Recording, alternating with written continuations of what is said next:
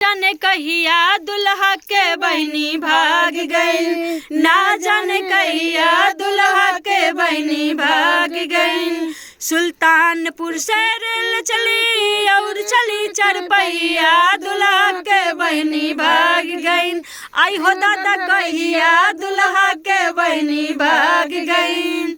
अरे बीच मड़ौआ समधी रोमई पाटक के पगड़िया, बीच मड़ौआ समधी रोमई पाटक के मऊरिया, पाटक के पगड़िया सखी पाटक के पगड़िया, हमार बहनी भाग गई, ना जाने कहिया हमार बहनी भाग गई, ना जाने कहिया हमार बहनी भाग गई।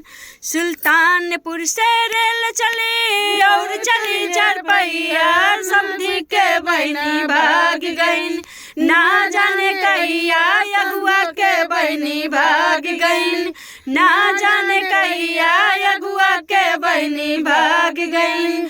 अरे बीच मड़ैया अगुआ रोमई पाटक के पगड़िया, बीच मड़ैया अगुआ रोमई पाटक के पगड़िया, हमार बहनी भाग गई।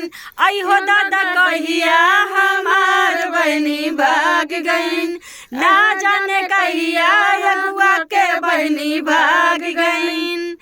बीच मड़ैया पंडित रोमई पाटक के पगड़िया, बीच मड़ैया पंडित रोमई पाटक के पगड़िया, पाटक के पगड़िया सखी पाटक के पगड़िया, पंडित के बहनी भाग गई। आई हो दादा कहिया पंडित के बहनी भाग गई, आई हो दादा कहिया पंडित के बहनी भाग गई। सुल्तानपुर से रेल चली और चली चरपैया, दुल्हा के बहनी भाग गई, ना जाने कहिया बारातिक बहनी भाग गई, ना जाने कहिया बारातिक बहनी भाग गई। आई हो दादा कहिया बारातिक बहनी भाग गई।